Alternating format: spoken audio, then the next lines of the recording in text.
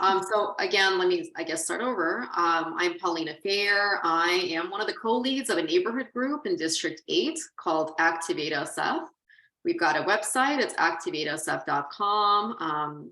So maybe hopefully after this forum, people can get on there and get on our list if you like the content and other things that have been done in the past. It is based in D8, the group. However, it is citywide. So we talk about citywide topics and issues and invite people from across the city, San Francisco. This forum today is about housing specifically. So this has been a really big topic in the news.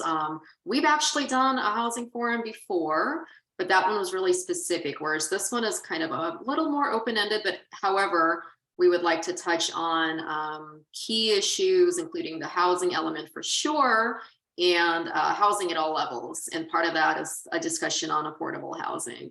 So make sure that that gets touched on, but for the most part, we would like this to be organic and be able to open it up to audience questions. So I would like to begin by introducing our speakers, our panelists here on the forum. First, we have Peter Tham. And Peter is a native San Franciscan, like myself. Peter was born and raised in the Tenderloin, and he's an immigrant like myself as well. Had 3 brothers growing up with him. He came from Vietnam after the war. He has a wife now. He's married to Selena, who also grew up in the city and was also an immigrant. So they have that in common. They live together in the city now, and they are raising their 2 kids here in the city. And what's the reason Peter is on this forum specifically is because he's a realtor at Compass, and he's not only, like some realtors are kind of, like I think about 5,000 people have their real estate license in San Francisco. I might be wrong. Peter is a very knowledgeable, high-producing realtor with over 200 transactions over the span of only 7 years. So that's extremely impressive. He's a wealth of information, a great person for you to ask questions, especially if you're in the market for a home. And he definitely knows way beyond that. Like he knows what's going on in the city with all the politics around housing. And I guess like a personal thing about Peter, when he's not working, he loves spending time at the parks and going to various museums throughout San Francisco. So that's my bit. And then if obviously Peter can, wants to speak more about himself later, of course, Peter, you're welcome to do that. But at this time, I would like to introduce Bahman. Bahman, you are you went to Cal Poly, have really good education, and you studied something that's relevant and has to do with what you're doing now because you're an architect, and you majored in architectural engineering. Worked for Nishkan Menger. I don't know if I'm pronouncing that correctly, right? It's close, yeah. Pretty close, right? Yeah. It's a structural engineering firm. You were there for a few years, and then you did some consulting work, and then later on you became a partner at that company. That's SIA. Mm-hmm. You were there until 2020, and then you decided to do your own thing, become a consultant. You oversaw design, entitlement, construction of projects. You worked on like bathroom additions, multifamily, mixed-use buildings. Remodeled dozens of homes, including your own home in SF, which you were talking about earlier in the forum.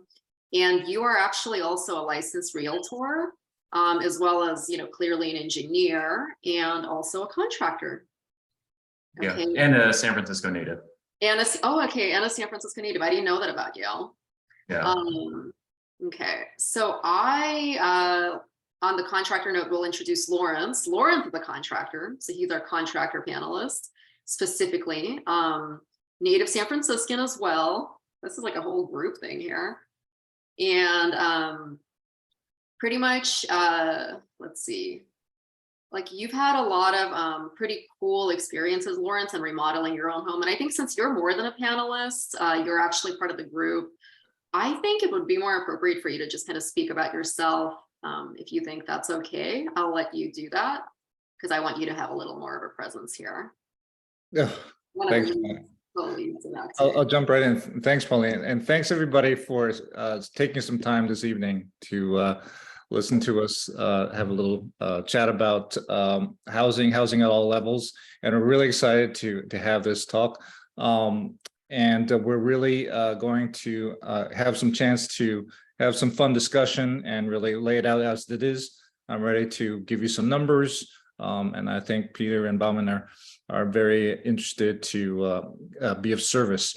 As for myself, definitely I grew up in San Francisco, like everyone on the spotlights here, and really happy with my education in San Francisco public schools.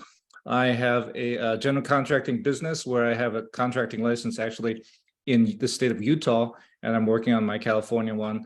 I also have just finished remodeling my home in San Francisco, and that can be a story or two, especially about having to go to the appeals board because my drain was not the right size because of my neighbor's concern. I actually got a degree in chemistry from Harvard and then went to graduate school at Stanford. But I got the real estate bug after a while and finally jumped in with a small project in Vallejo. And within 6 years, I started doing my own development. And one of the projects I've been involved in different ways was multifamily of 52 units. And I'm currently looking at some other projects in different stages around the Bay Area. Some are single family homes and also a 19 unit that has a mix of affordable and market rate housing. So let me pass it to Peter to see if he wants to talk a little bit more about background and maybe something that might be of interest to these people. Sure. Like Paulina said, I am a native San Franciscan, born and raised, grew up in the Tenderloin, child of public education, went to school in the Fillmore, and then Francisco Middle School in North Beach, and then graduated from Lowell High School in 2000. From there, went to UC Davis. And then after a few years of living out of the city, came back and met my wife, who also grew up in the Tenderloin, went to the same schools, and is also a product of public education.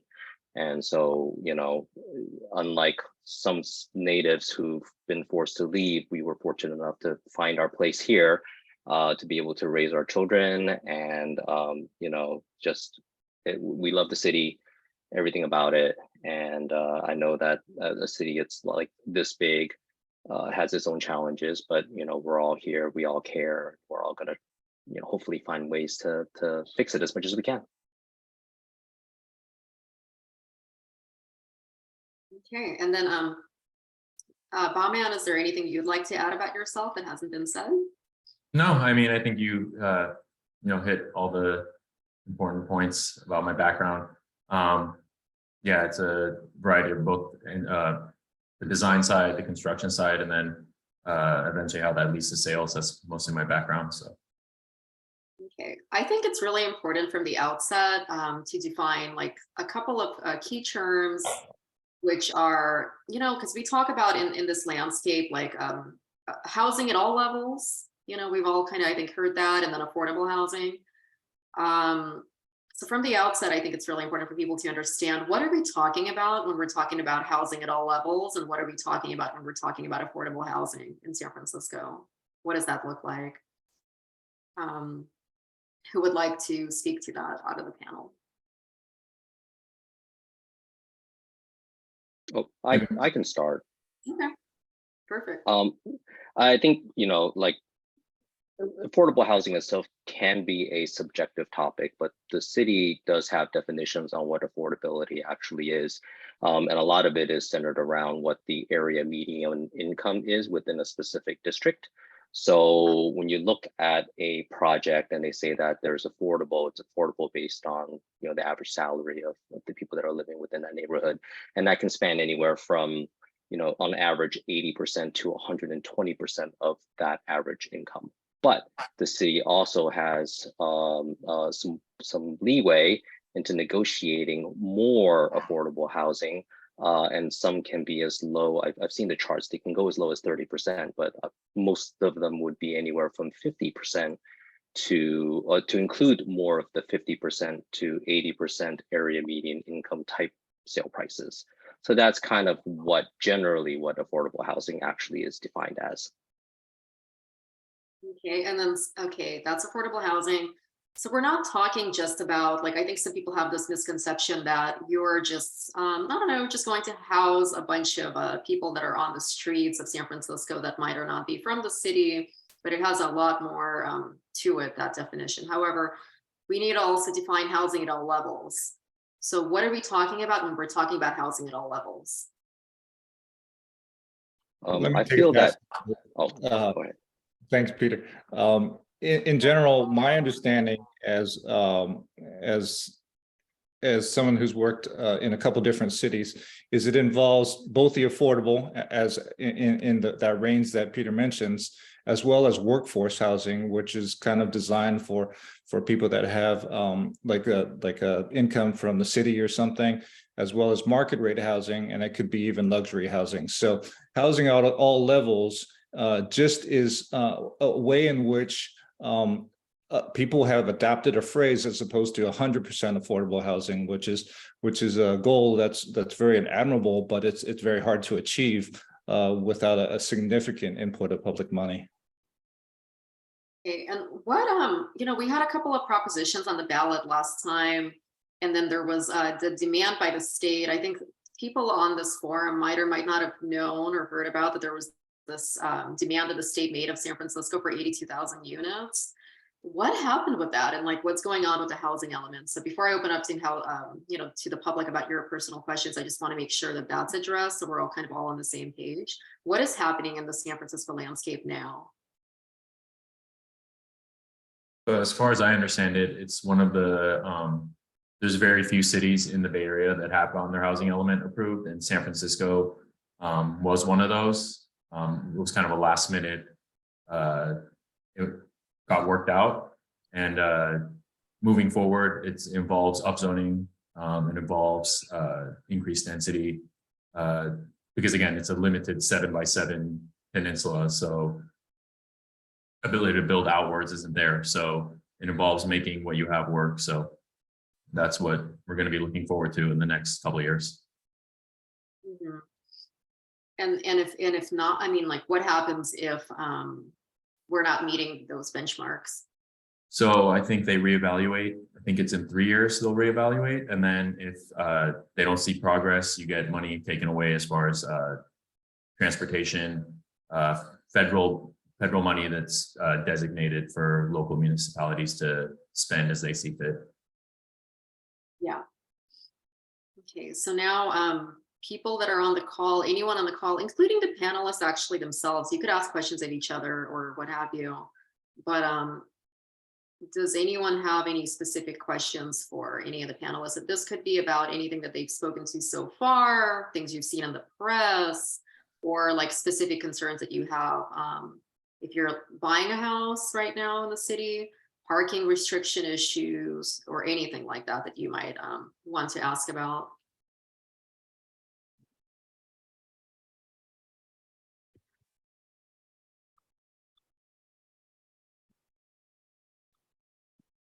I'll start off with a question. If there's a hand.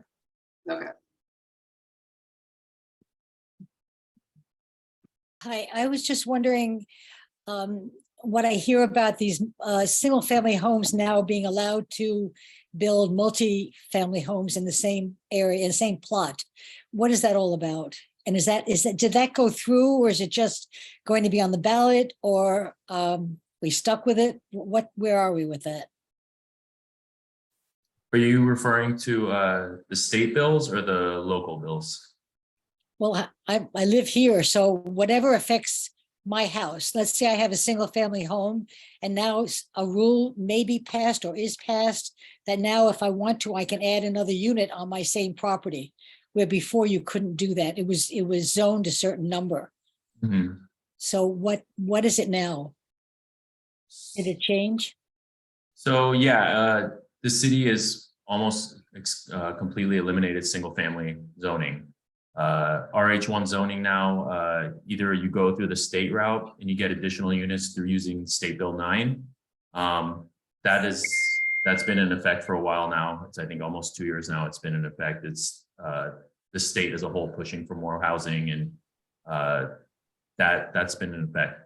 Recently, Supervisor Mandelman's Fourplex legislation passed, which includes fourplexes on mid-block parcels, and then corner parcels have the ability to, are upzone now to 6 units. Personally, what I've seen though is that given RH1 requirements as far as open space and setbacks, it's not very practical, because again, with RH1 open space requirements, you need 300 square feet of shared common open space or 400 square feet of exclusive open space for each unit. So if you have, let's say, 4 units, that's 1,200 square feet that you'd have to dedicate to open space. Given most San Francisco lots are 25 by 100, 2,500 square feet, if you take 1,200 of it and use it as open space, it eliminates the ability to cram in as many units as the legislation asks for. Another thing to keep in mind is once you go to from 3 to 4 units, you trigger an ADA requirement. You need a handicap accessible unit. So let's say your proposal for the open space would be a roof deck, as opposed to cutting half your parcel as far as an open space for the units. You're then going to be required to provide an elevator.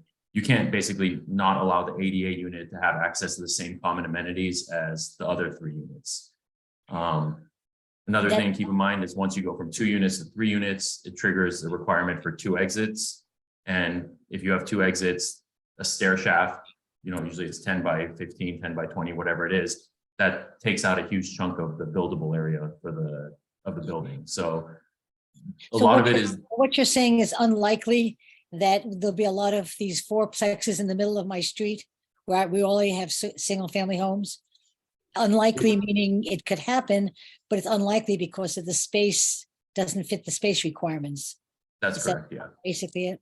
There will be some. I'm not saying there won't be any fourplexes built in single family zoned areas, but I don't think it's going to be the game changer that I think some people were hoping for or dreading. So was it all political that they're doing this to make people think that we are making more housing when in reality it's not probable? I'm not saying probable, but probable. The local legislation, yes, it's not. I don't think it's feasible to cram in as many units as it calls for. The state bill does allow for some movement as far as making it work. So there will be, you can add an ADU onto any home in San Francisco now, things like that. So it's kind of a push. What did you say? You can add a what? An ADU. ADU. An accessory dwelling unit. Oh, I see. Like a little in-law in the backyard. Exactly. Yeah. I see. And that is allowed? It is now because it's utilizing the state legislation. Local legislation required setback in the rear. And so you wouldn't have been allowed to build in that required area in the back. And so now with the state legislation, it allows a workaround where you can get a separate structure in your backyard as long as you have the necessary separation between the existing and the new buildings. What about the open space? What happens to that then? It disappears. Yeah, a lot of the mid-block pattern that we have now, that will be altered, yes. And so the state one is Wiener is the one that pushed that through. The Yes. city one is more Mandelman. Yes, Is that that's correct. Okay, thank you. I have a slightly different take on that, Barbara.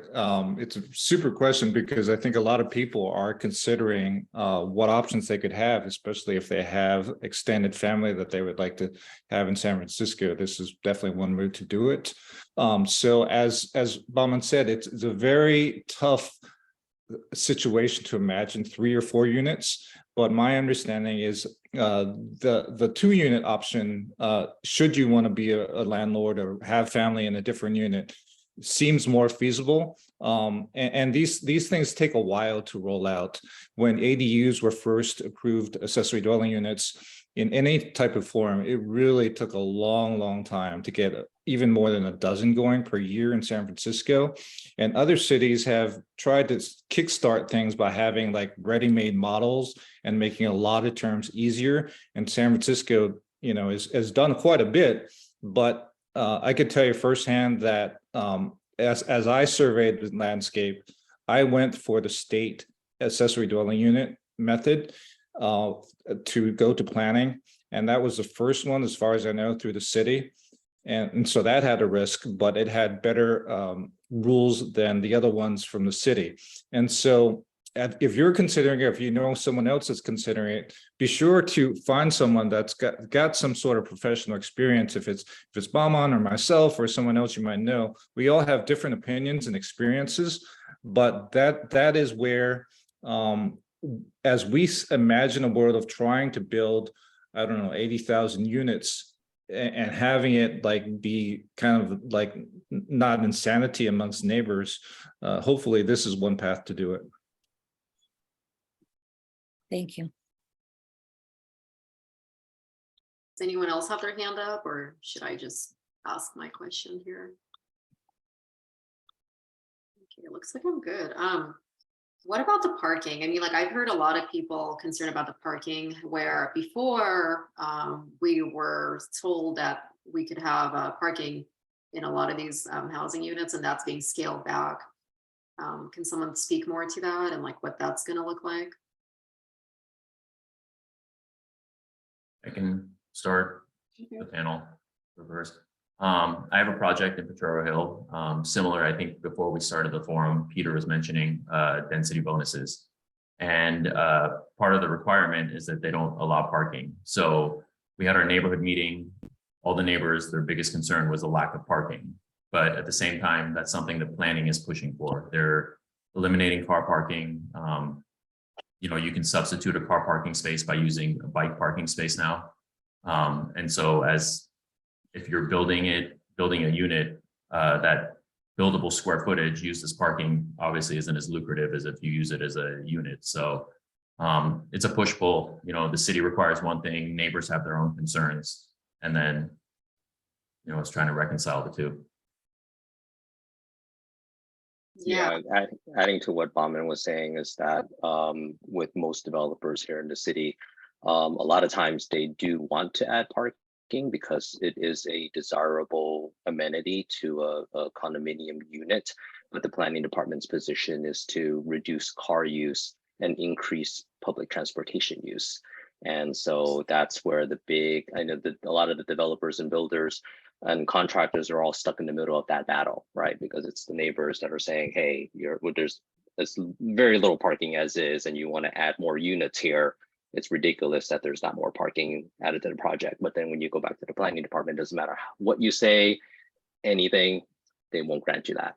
And this has been going on for years. And so slowly they're just kind of cutting it more and more. It used to be like, what was it? It was like 1 for 1, and then 2 units and 1 parking, and now it's like down to like 25%. And then there are a few projects that use the density bonus, such as the Home SF program, which is a great program to add more units, but it doesn't help with the parking situation. But it's kind of like that ongoing battle and looking for that balance. Mm-hmm. And the city has a stated goal of transit first. So I think they're hoping that the public transportation infrastructure will improve with time, and the necessity for a car will be reduced as time goes on. Yeah, that's the hope. But yeah, that seems to be like a huge point of concern and contention now. As is also like kind of switching gears a bit, the building department. I don't know, like I had some issues when I was remodeling my place with the building department. There's like a lot of red tape and like a lot of things going on. But specifically, there was something there was something on the ballot about some kind of oversight or some kind of restructuring of the building department. Does anyone know what I'm talking about, or am I just like making this up? Okay, so I believe it was the composition of the building commission about the appointees, from what I remember. I wanted to know more about that. Would that, in your opinion, be something that's helpful to kind of get, I don't know, smooth this whole process out? Because myself and so many other people that I know have had all these issues. Would this commission oversight be a positive or not so much? I don't know. I mean, the current format, the current way that it's structured was a ballot initiative that was introduced. I think it was in the 90s. I think there was concern about dysfunction back then. And so this was meant to address that dysfunction that was originally there. And then it's, I guess, maybe seen as too developer friendly. So it swung to the other side of the spectrum. So now it's trying to bring it back. So I don't know how it ends up. Are developers the bad guy? Because I hear like what you just mentioned kind of triggered something for me, like developer friendly. I don't know, like I feel like there's this whole notion of like the developer being evil or like detracting from San Francisco, or I guess like I don't know. I think where I'm going with this is I don't think the developers are the bad guy, but I don't know. I think people love San Francisco, and obviously if you love San Francisco, you don't want to see a change from the thing you love. And maybe the concern comes from there. I'm not sure. Yeah, I mean, I have a question. You talk about transit first. Can anyone do studies, or do you know of any studies that are done that matches our city roughly with any other city in the country that has really decreased using cars versus transit? Because as someone who has trouble walking, I don't drive. I need transit to be great. Our transit is not anywhere great. So the idea of doing transit first and having to do all with parking limitations, it really concerns me. If there's any other city where it works, where there's a city our size really eliminated a lot of cars and people are using transit? It's just something I would love to study one day. I believe the case studies were based on European cities. I don't think American cities match the density and the layout of San Francisco as much as cities overseas. Okay, just a Yeah, thought. a lot of the models are based on European cities, but the struggle is that we've kind of built differently over most of the last 100 years or so.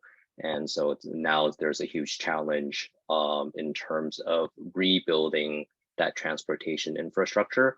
So like a good example would be like the K-Eco side that runs through Ocean Avenue from West Portal to Balboa Park, right? Ocean Avenue itself is a very narrow street, but because of the type of neighborhood that it is, there's a lot of vehicles. And so, vehicle obstructions, double parkers, that type of thing, lack of enforcement, and a lot of pedestrians makes the K-Ingleside run really slow from between West Portal and Balboa Park. And it's not a very easy question to solve because, as we continue to become more dense to fulfill the housing needs as required by this housing element,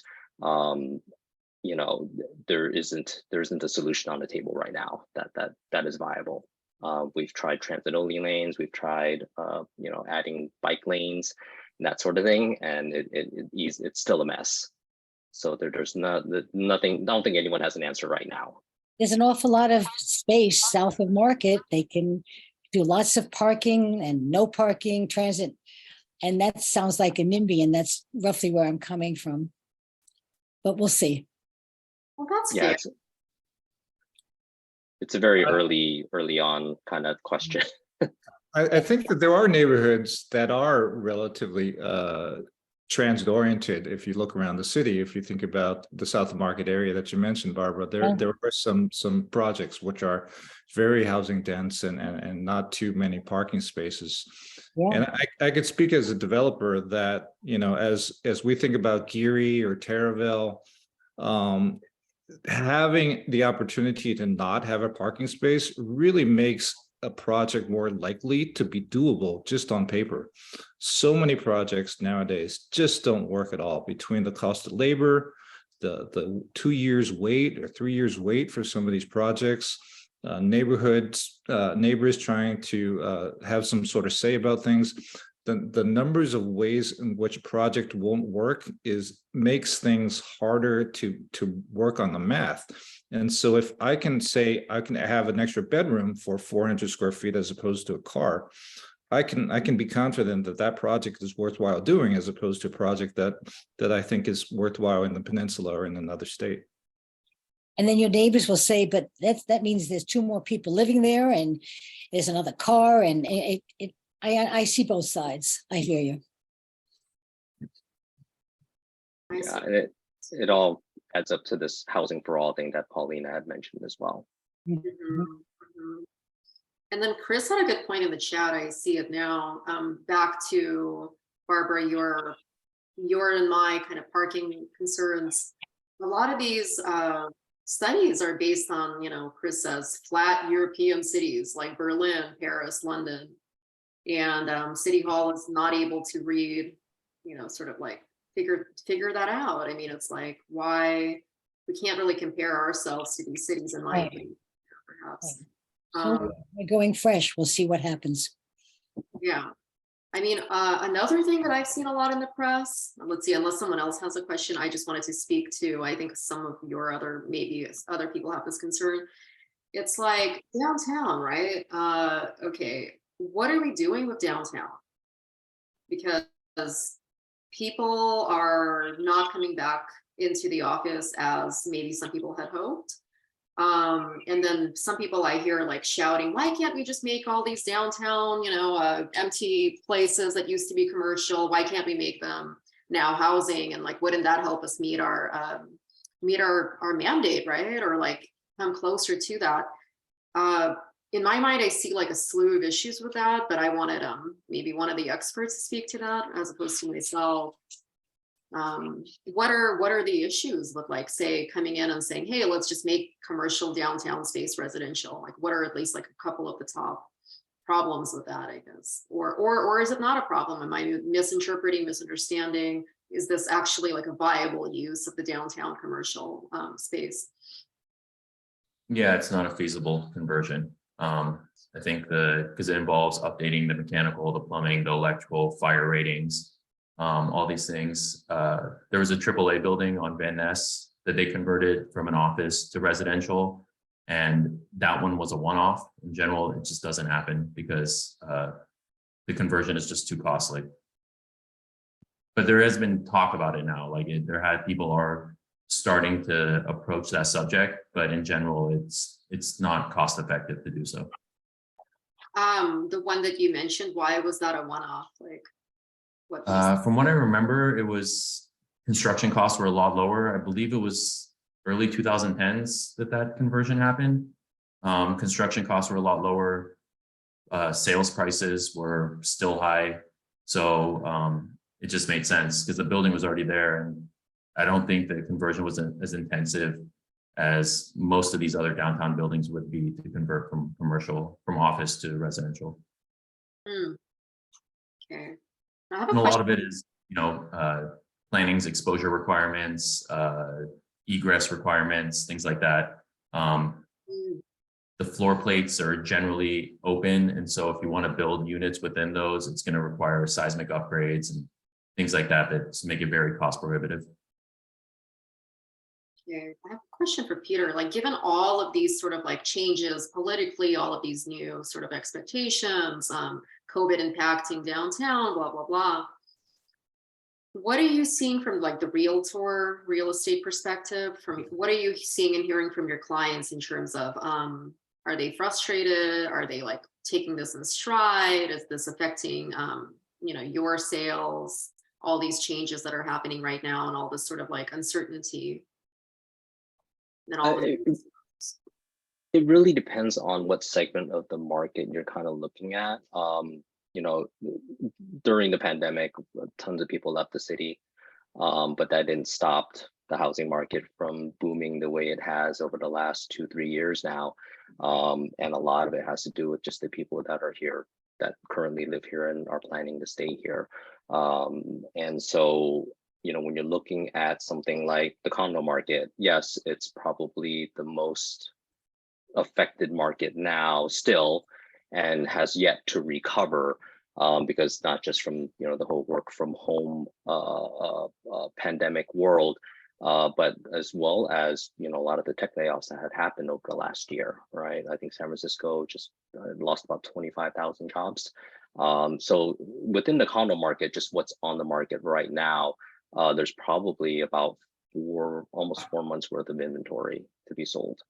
And you know, if you're looking for where like a deal might be at, it would probably be a condo. But I think just most people have that desire to buy a single family home, so that market continues to remain stable at all price points, compared to you know, except for maybe like the ultra luxury, what they consider the ultra luxury market, right? I think those people are just kind of watching and seeing what's happening with the world before they make any kind of decisions there.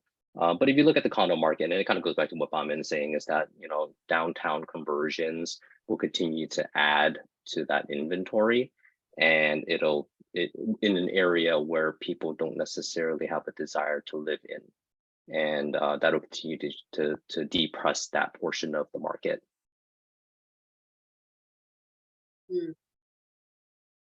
Okay.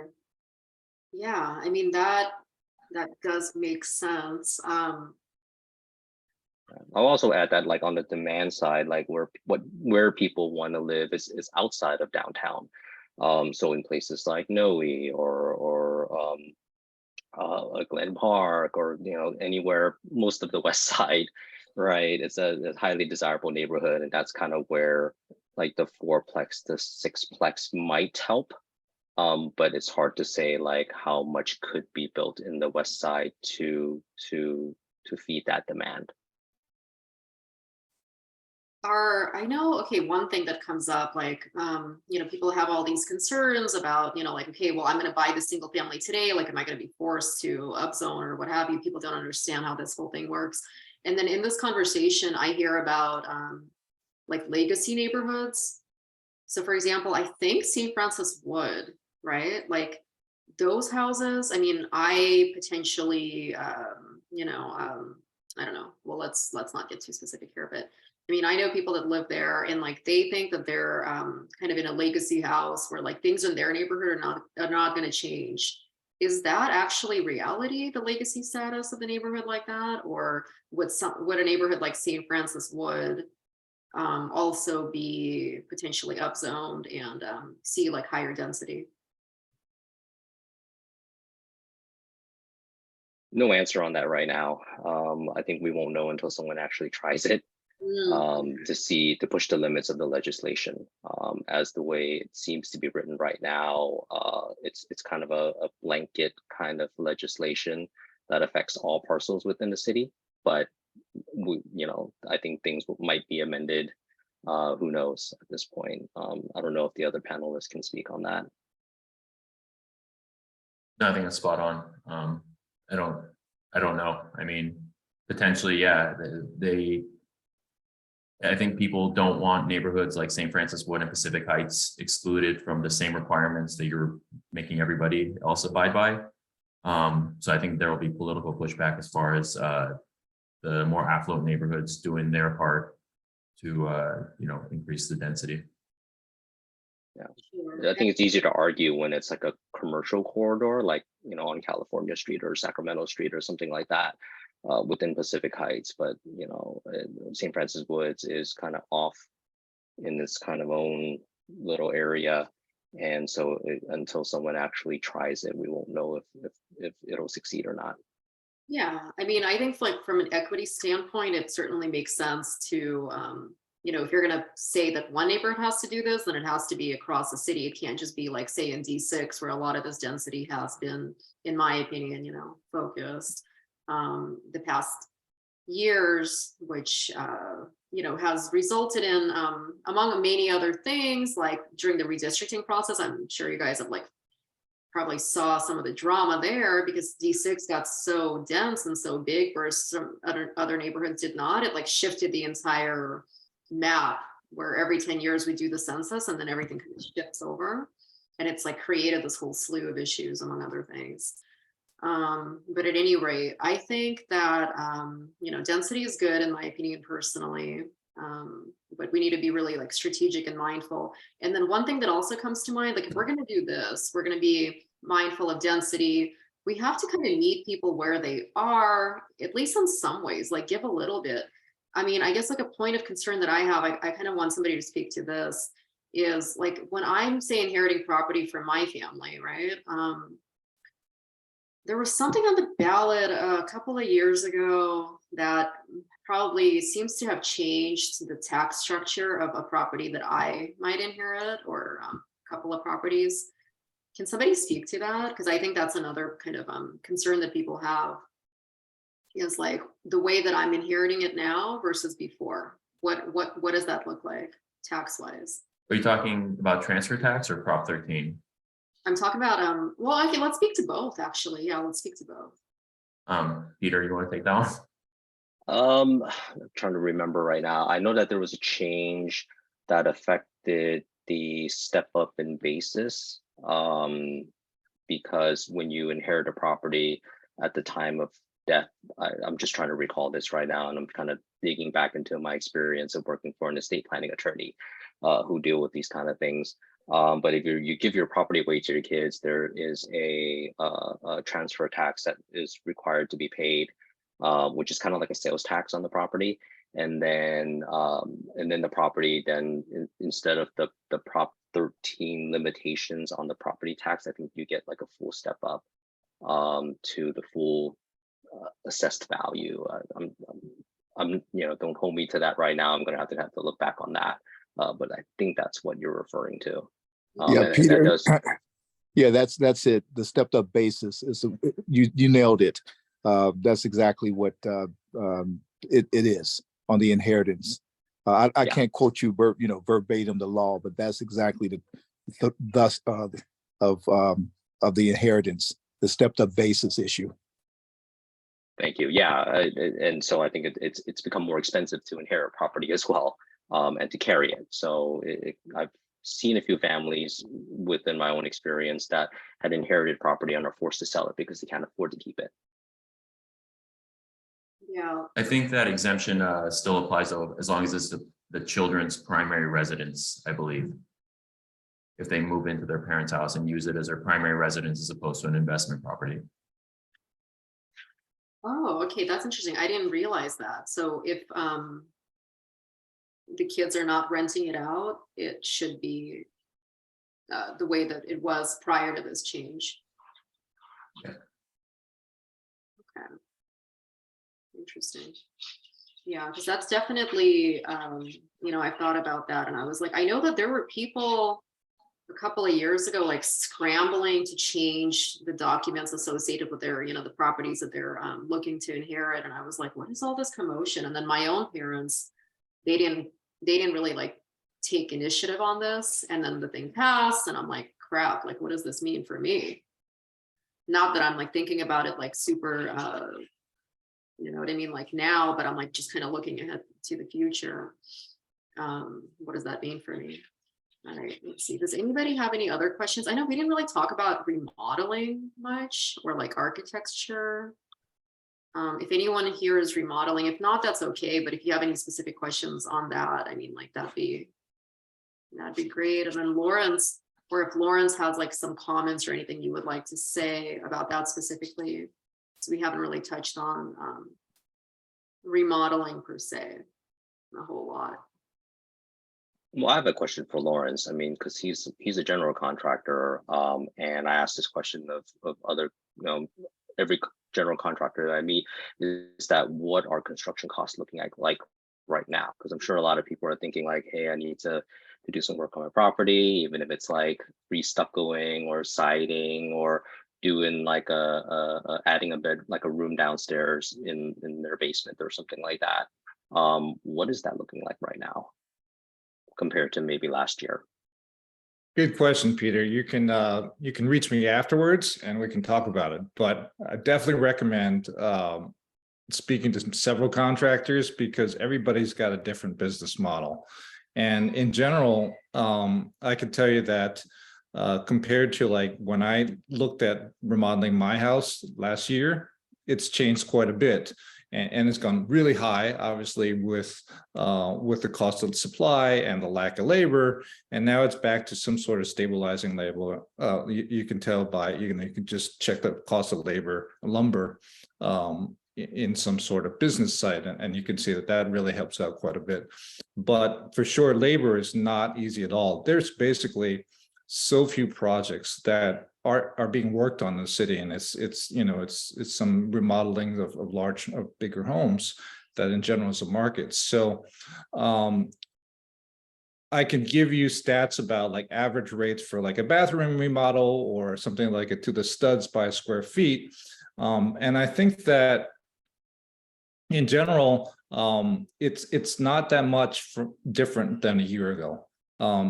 But with the caveat that when I did my house, I didn't do as a contractor. I had people bid, and I had 11 bids, and the range of the bids was 2x between the lowest and the highest end.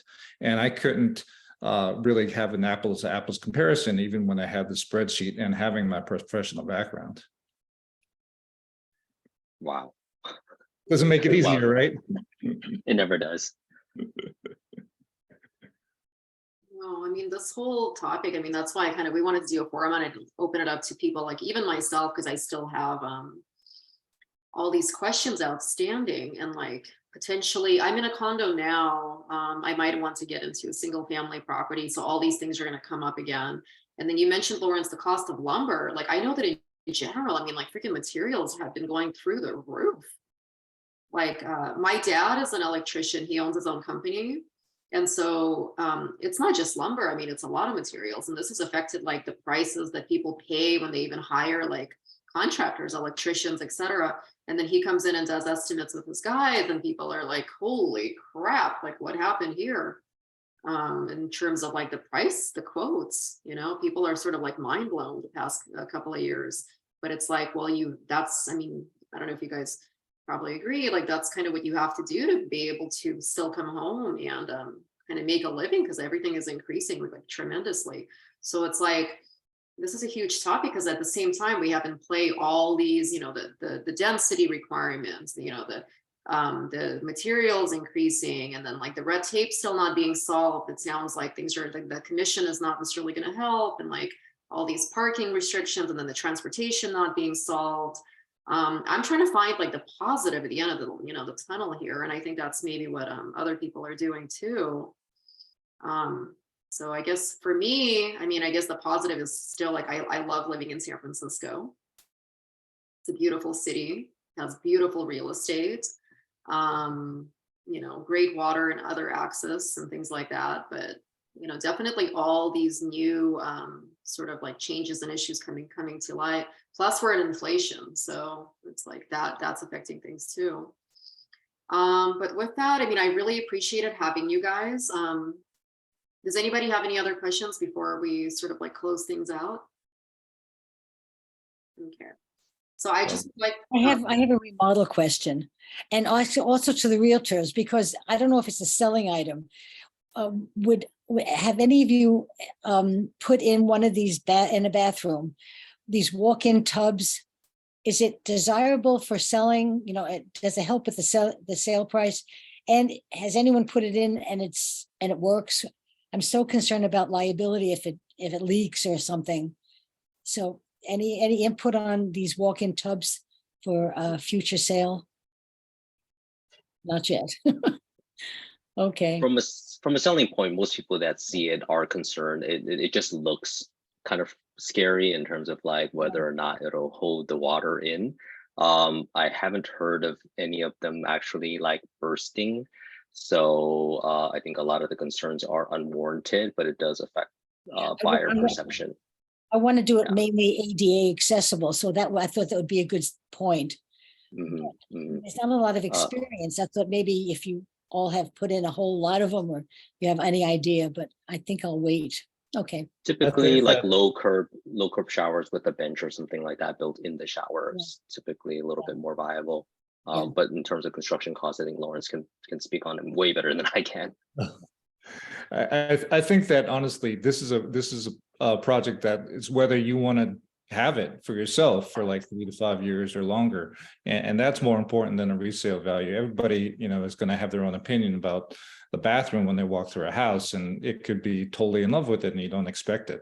So it's more about what you want to live in. Like I'm doing the same kind of trade-offs when I'm thinking about how I'm going to live in my house in 5 years myself when I choose the tiles.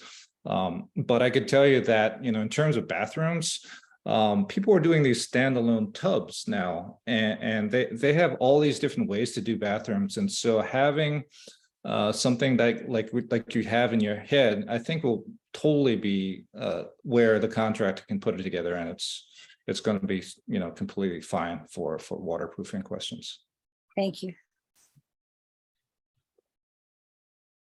Anyone else have any, you can ask even like a personal question, it's fine, kind of before we close things out, because I think I just wanted to hit on a couple of things for sure. But other than that, these are experts that are here for you. If you have any personal needs, if you're thinking of, upgrading or buying, selling, possibly. Oh, one thing, is this true? If you move from, as you're retiring and you want to keep your same tax base as a property owner, if you downsize, can you keep the same tax base as your, that you had before? That I'm wondering about that. I've heard that. Depends on where you move to. So within California, there are reciprocating counties that kind of trade tax bases with each other. But it only works is if you've been like a long-time resident of San Francisco for maybe like 20 to 30 years or more, have an extremely low tax basis, and then you want to transfer that. That's the only time it makes sense. If you bought maybe within the last 5 to 10 years, then it's probably not going to make a lot of sense in that regard, other than maybe cashing out on the equity that you've built in your San Francisco property and using it to buy something in a lower cost county. Okay, so it's like certain counties are on board, it sounds like. So it's not just San Francisco. No. Yeah, and the time definitely makes sense, because if you moved just in the last couple of years, you're not really saving a whole lot other than the equity. That's a good point. Okay, so if no one else has a question, it doesn't look like any hands. I just wanted to sort of advocate for the group now. So Activ8SF. So we're going to be doing a couple of events. There's one coming up that we're co-hosting in person, where we want to be able to get people together on the 27th of next month. And there are going to be some supervisors, present that we have sort of relationships with, including our District 8 Supervisor, Raphael Mandelman. That's going to be on the evening of the 27th. So if you're on the mailing list for us, you guys will know more about that. And we're specifically going to be discussing the budget and sort of like the accountability around that, and some of the bloat that's happening and things like that. So that's another really, really hot topic besides housing. So overall, I mean, we try to touch on these really hot topics. We try to get people together, whether it's on these forums, in person, and then share things out to our really, really big, high quality list at this point. Share things out, because not everybody can get on these forums and listen at the time that they happen. So it's a valuable group. If you have friends that are interested in joining, also we provide political information about what's going on at City Hall. We give you topics that you can sort of mobilize on if you're unhappy. There's all this insider information that we offer. And then we also include citywide events, and we're focusing currently a lot on small business launches. So supporting small businesses in the community. There was one business that opened up just the other day, actually on 24s. It's a Mama Hoo Hoo. And so we promoted them as they were opening up to our entire mailing list, which has hundreds of people on it. And they've seen some customers come in. I mean, I don't know, some of them are from us, probably. Laurance and I went, and we got to have dinner there even before they opened, during the soft opening. so they were really appreciative. So if you guys have, friends that are opening up businesses, anything you want promoted, you could always reach out to us as well. The website, the group is in the chat. It's like if you scroll up all the way up, it's up there. Actually, let me copy and paste it so that you guys have it like down lower, or let me just type it in here. It's Activ8 with the number 8SF.com. Okay, and then when you get on there, if you're not yet on the mailing list, then you can sign up that way, and then please just like refer your friends to the group. Yeah, because there's just a wealth of information. I mean, these forums are just like a small aspect of what we do. And if there are any topics you think that you would like covered and you would like more information on, you could also give us suggestions in that regard as well, because we're really looking to make this a community, right? Like not really just about ourselves, but about engaging everybody else. So Laurance, would you like to add anything before we close? I think it'd be good to have a little kind of statement from everybody, but for myself, I really want to emphasize that we're in a time when it's tough to have housing in San Francisco, and the main thing that I want to encourage everybody is to try to get ways to have the red tape be a lot less. Everybody knows everything takes too long. Everything takes too long to hire people inside the city, outside the city. Everything takes too long to get a permit, to get building inspections. It's just so unnecessarily there, and it doesn't help. If it's state secret laws, it's just so much stuff that makes it harder. So that's one thing. The other thing is definitely construction is a business that should be a big part of any thriving city. And so as we try to see ourselves 5 years from now, hopefully we'll have some construction people that are living in the city and that are building small businesses. So hopefully you can get a sense of that. Oh, I think Julie, do you have a question? Yeah, sorry, I have an unstable connection, so hopefully I get this question out. So I'm wondering if there was another movement to try to get rid of the death tax penalty on Prop 19. I think it's ridiculous that people can't inherit homes and try to build intergenerational living in the city. I mean, that's what urban areas are about, stability, when we have multi-generational families, and so that's been causing me a lot of headaches and thinking about the property that I inherited with my siblings. Yeah, sorry, can you repeat the question? Has there been a change regarding Prop 19? So I know that remember Prop 19, if you inherited a home and you didn't make it your home within a year, that the property would be fully reassessed. So I don't know who came up with the legislation, but many families have more than one child, and it forces those who have inherited property to sell. I rushed, and luckily I have a friend from law school who was kind of a one-stop shop, got everything done. But as I understand it, some assessor recorders still don't know how to handle this. And as Laurance said, when there's so much red tape to even get permits to remodel, and it could take longer than a year, and we're talking about families who might live out of state even and wanting to remodel their old family home after their parents pass away to move in their families. It seems really unfair to reassess an entire property if someone didn't move in within. I had the luxury of having grown up in a multi-generational family in San Francisco on my mom's side since the 1880s.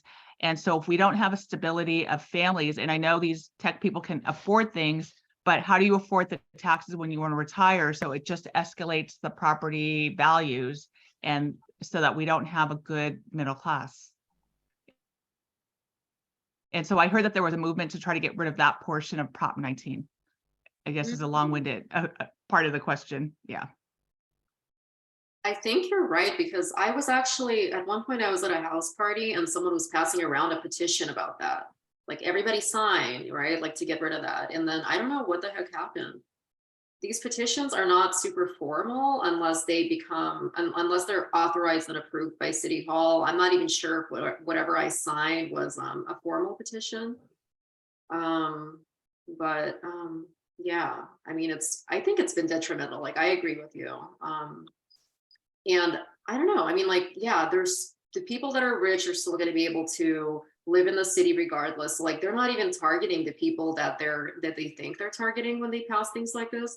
They're targeting people like myself that are middle class. I like absolutely agree with you. It's a huge point of frustration. That's actually one of the things that I was even trying to get at when I was asking my question. Like, what's going to happen, right? Like, to me, if I'm trying to still live in the city, but like don't necessarily want to live in the condo, but you know, when it comes time for me to potentially be able to live in the house, will I even be able to afford the house that's there that my family has, you know, worked toward and paid for? So I hear you, absolutely, absolutely. Big concern that I have. Okay, so I think Yeah, and I think it's an issue that, you know, City Hall and a lot of legislators don't think deeply enough. I mean, I even think about for people who are lower income and first-time home buyers, development, right? So there's HOAs, and some people find out mortgage, property tax, and as the HOAs keep on going up, and you know, with new developments, there's usually problems, so they have to have special assessments. So that is not really well thought out, and then if they were in a rent controlled place before, they definitely can't move back. And so I think about women, single moms with children, and that's an even bigger barrier for them to try to make payments on a property where they went to the mayor's office of first home buying. Absolutely. I mean, that's a whole nother thing now too. The mayor's office, the BMR process, and then if you're in an HOA there as well, and then you have to pay the special assessment there when you in the first place got in there because you were low income. I mean, there's just like a slew of things that come up when you talk about you know, housing in San Francisco. But I mean, So Paulina, maybe we have maybe if there's a newsletter. I mean, as I was getting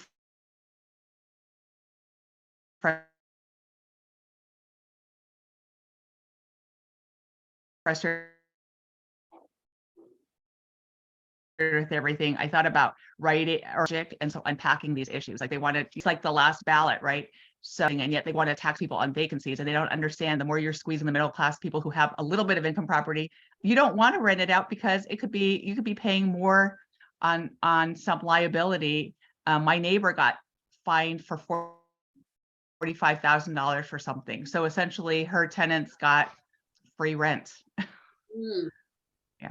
Yeah, the fines plus if you rent it out. I mean, again, like this is another thing. I'm like, what am I going to do with my condo if I do get a house and I do move? Am I going to sell it? Am I going to rent it out?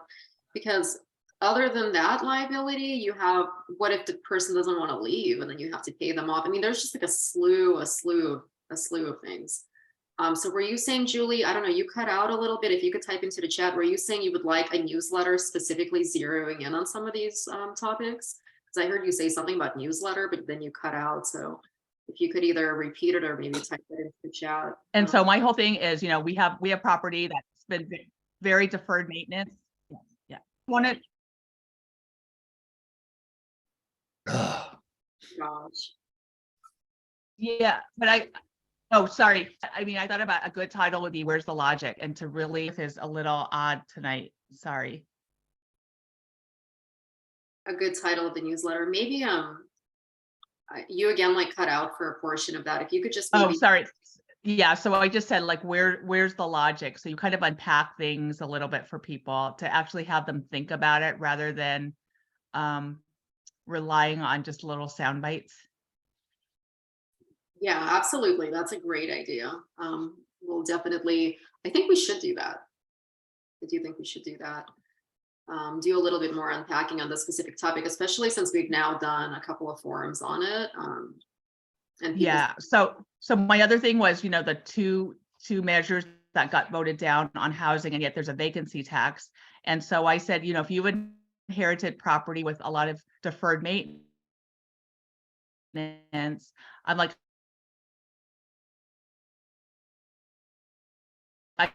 I'm happy to rent it out if you pay for my renovations then, because, you know, for free, but it's not necessarily in a condition that you would property that you can't take back down the road. Like, why would we want to rent it out if the property's already paid off? Yeah, for sure. Yeah, why would you? But then it's like, well, then what do you do with it? Do you sell it? I mean, anyway, we could really go on forever about this. Like, I personally have a lot of personal concerns and also concerns for the city. But I do think we are like 6 minutes over the forum. So I really appreciate everybody's participation, especially the panelists, Bahman, Peter, Laurance, who's also part of the group. And with that, I think we will go ahead and end the Zoom. And everybody, thank you so much and have a great night. I really appreciate your participation. Hope you guys learned some new information and got to hear from these great speakers. And if you would like to get in touch with them, we can connect you with them as well. If you just reach out, reply to the newsletter, and then we can get that email from you. Okay, and then go on the website, contact us that way as well. All right.